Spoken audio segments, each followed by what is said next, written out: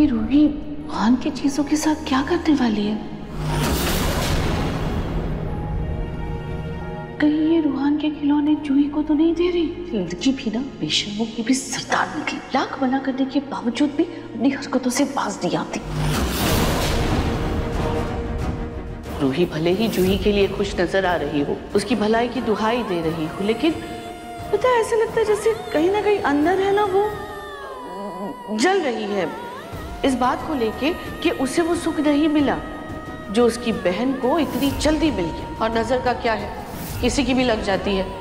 अरे जिसके बच्चे नहीं हो रहे होते हैं ना उसकी भी लगती है। ये क्या है रूही, तुमने ये आइसक्रीम में पपीता क्यों मिलाया है?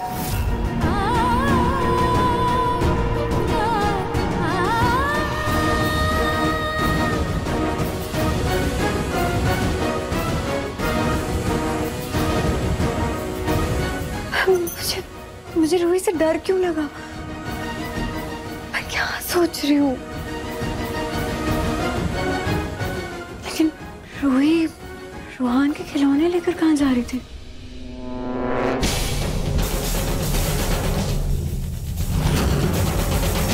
दादी! ये बाबा, ये तो पिंगू आ गया। दादी!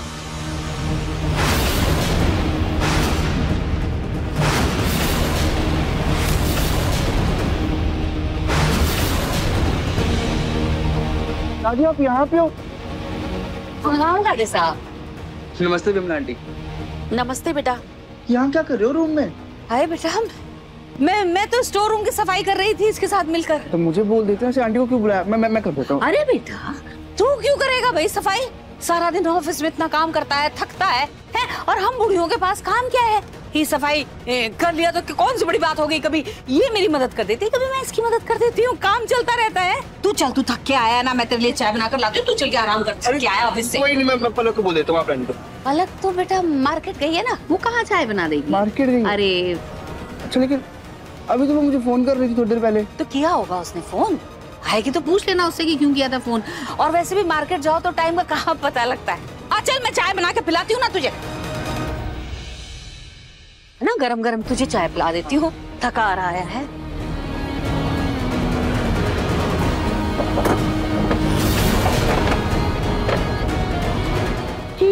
ये दादी ने क्या किया? पिंकू जी, पिंकू जी!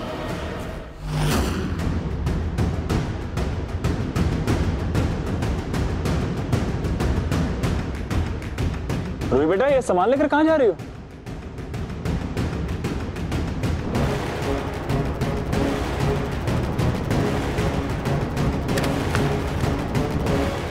रूही बहुत परेशान लग रही है।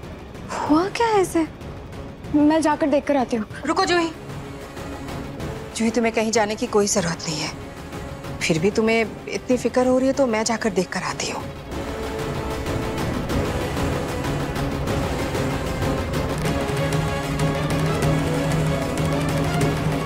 डोंट वरी, सब लोग गए हैं रूही भाभी से पूछने। क्या हुआ है उसे? इतनी परेशान क्यों है?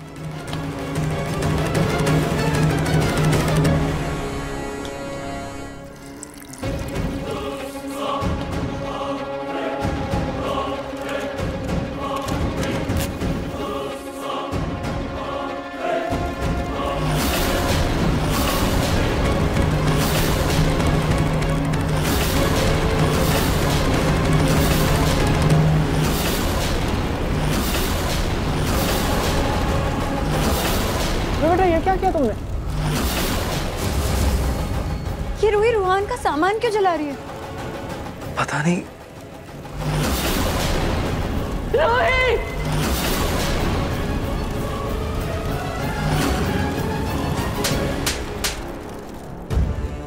वहाँ ये क्या कर रही हो आप?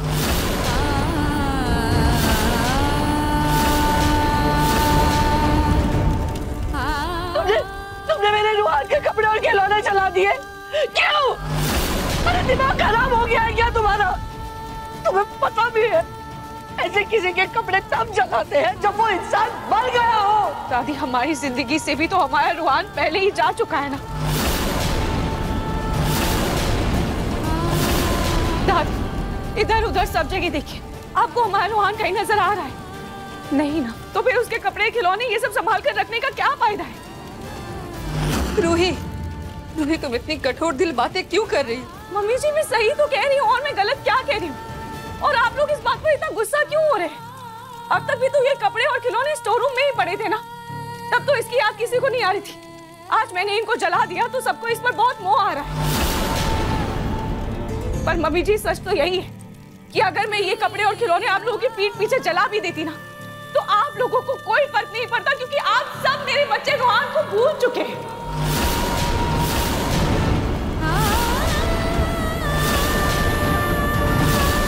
कहना तो नहीं चाहती थी, और जूही यहाँ नहीं है तो कह देती। जब से जूही के माँ बनने की खबर आई है ना, तब से आप लोगों का सारा ध्यान सिर्फ जूही पर है, क्योंकि जूही इस घर को वारिस देने वाली है।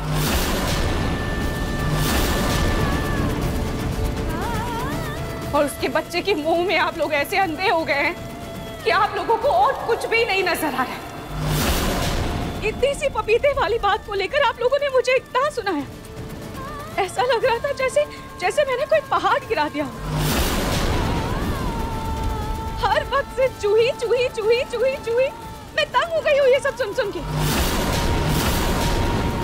मैं जानती हूँ कि मैं माँ नहीं बन सकती, और चूही आप लोगों को बच्चा दे रही है, इसीलिए आप लोग हर वक्त सिर्फ उसकी ही फिक्र करते हैं, सिर्फ उसकी चिंता करते रहते हैं। मम्मी जी मैं और नहीं देख सकती, मैं और नहीं सुन सकती। थक गई हूँ मैं ये सब देख देख के, सुन के।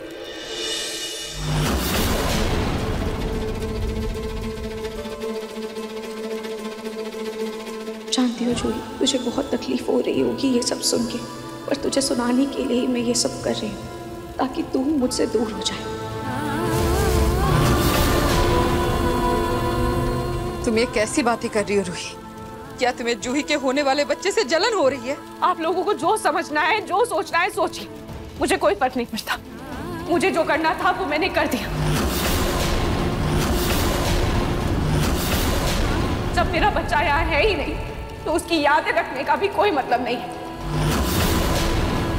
रूही बेटा, तुम्हारी बातों से ऐसा लग रहा है कि तुम रोहान के वापस आने की उम्मीद खो चुकी हो। पापा जी, इतने महीनों से भी तो मैंने रोहान के वापस आने की उम्मीद लगाई थी ना, पर जब आप लोगों की उम्मीदें अब जूही पूरा कर ही रही है, तो आप लोग भी अब रोहान को भूल जाइए।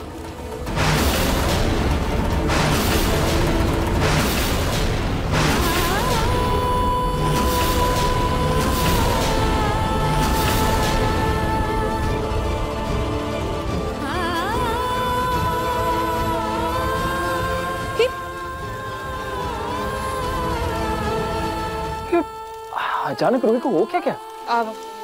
रतन जी आप चिंता मत करिए, मैं नाहर को कहूंगी, नाहर बात करेगा रूही से। हाँ?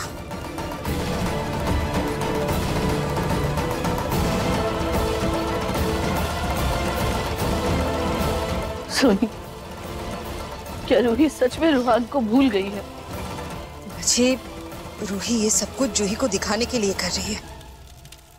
उधर खिड़की पे देखिए ना, जूही खड़ी होकर सब देख रही है।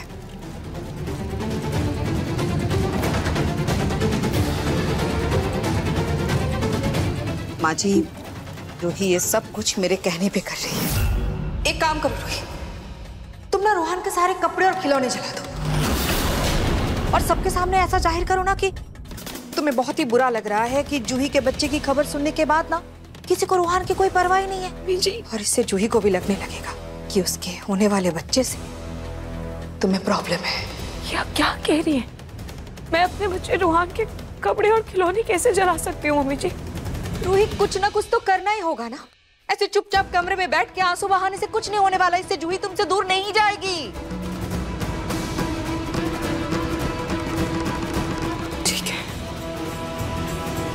ठीक है, कुछ नए कपड़े और खिलौने हैं जो इस्तेमाल नहीं हुए हैं रोहान के, मैं उन्हें जला दूंगी। माँ जी, रूही आज कुछ ऐसा करने वाली जिससे जूही खुद अपने आप से रूही को दूर कर देगी।